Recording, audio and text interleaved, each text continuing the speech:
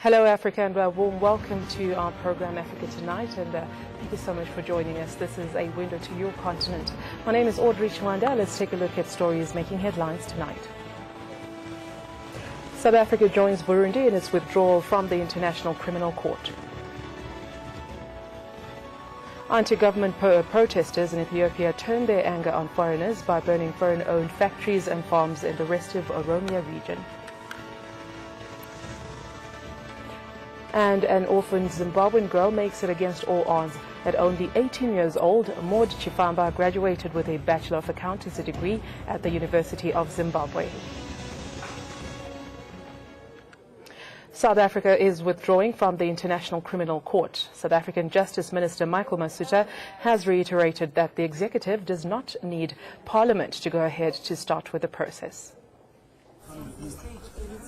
Minister of Justice Michael Masuta confirmed the decision to withdraw from the Rome Statute and consequently the International Criminal Court. Written notice to withdraw from the Rome Statute of the International Criminal Court has been submitted to the Secretary General of the United Nations. The withdrawal will take effect 1 year after the Secretary General has received the notification. South Africa will remain obligated under the Rome Statute for the duration of the 12 months period.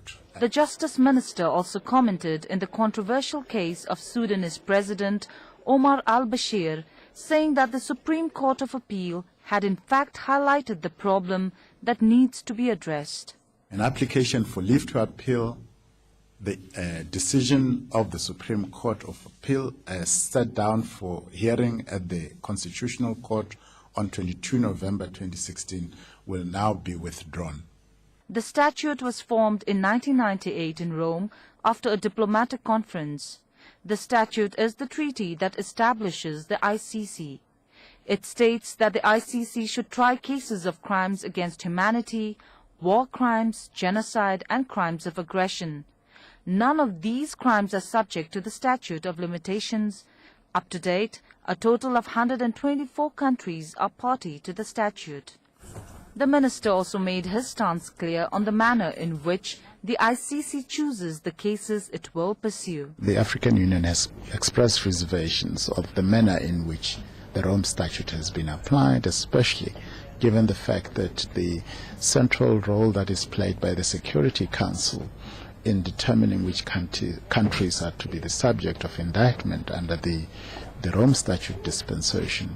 This is perceived as a court that seeks to target African countries and African leaders. And that's one of the gripes, as I understand it, that African countries has with this dispensation. The intention to withdraw has been sent to the UN. The process will take up to a year to complete. Kelden Olmo for ANN7, Pretoria. I'm now joined on Skype from Russia in the capital Moscow by the Professor Alexander Mezyev. He is the head of the Department of International Law from the University of Management in Kazan, Russia. Professor, thank you so much for joining us here on Africa Tonight. We certainly appreciate your time. I'm sure you're aware of the news now of South Africa pulling out of the ICC. What are the implications of one of Africa's most developed countries pulling out of the ICC? Good evening.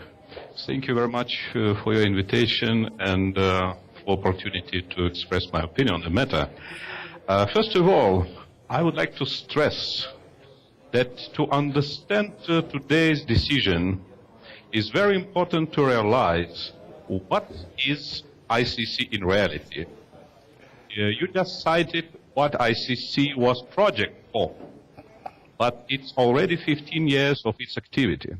And it's important to look at the ICC, what it is in reality. And if we look at this institution from that perspective, we will realize that it has nothing in common with real justice, with victims, with stopping or preventing conflicts. Not at all. In fact, if we look deeper into the activity of this institution, and for example, former President Thabo Mbeki talked about it several times. As a mediator of African Union, he faced several times ICC, and he told that every time when the African states was about to resolve several political conflicts, ICC intervened, and thus keeping this conflict alive. So, we have another example when the ICC was acting as a direct weapon of war.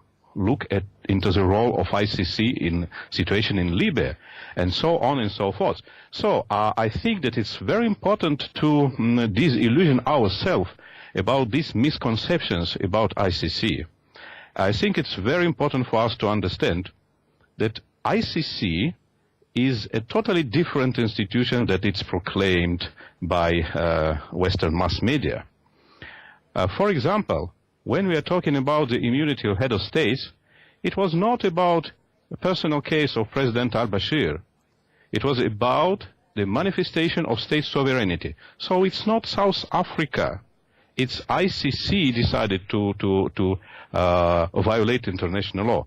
So I think that today's decision of South African government is very important and very correct. By the way, if we took the argument that was presented by the Minister of Justice today, it's a very interesting argument that ICC put South Africa, and not only South Africa, that is very, very much important, not only South Africa, but all the states in the world, in a situation when there is a contradiction between customary international law and the ICC law. So it's not only for South Africa to withdraw now. ICC, in fact, is pushing all other countries to withdraw. Very interesting that you raised that, Professor. Do you think the withdrawal of South Africa is possibly raising concerns that there will be an exodus of African countries coming out of this human rights tribunal? Do you think there's a possible threat? Because the ICC does need a certain number of countries for it to be deemed as a legitimate body. Well, I think it's very, very correct perspective on the ICC as a legitimate body, because the activity of ICC proved that it acted against international law. Well, the African Union has said it will not compel member states to arrest leaders on behalf of the ICC. Now, with the African Union summit coming up in January next year, do you think perhaps this will be a hot topic? Yes, I think it will be, but at the same time, the common decision it was already taken. It was confirmed several times on the level of African Union. But the most important matter is that withdrawal from ICC is the personal case between each and every country with ICC. So, but anyway, the decision was already taken, confirmed several times. There has been an attempt to try and establish an African Court of Justice and Human Rights. Do you think this will ensure a greater accountability more than the ICC? Well, it will depend on what model this court will be established.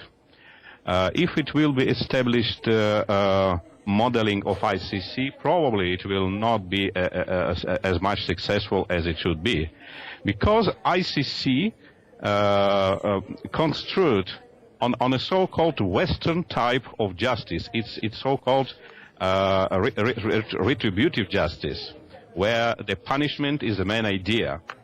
But if the African court will be based on the idea of restitution justice, which is more African than Western, so probably it will be more successful.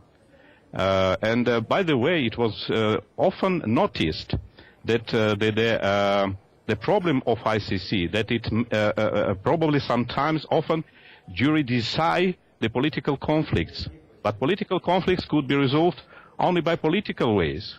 When it's artificially juridicized, sometimes it's impossible to resolve such the conflict in such a way. Absolutely. Professor Alexander Meziev, they're coming to us from the Russian capital, Moscow. Thank you so much for your analysis here on ANN 7's Africa Tonight.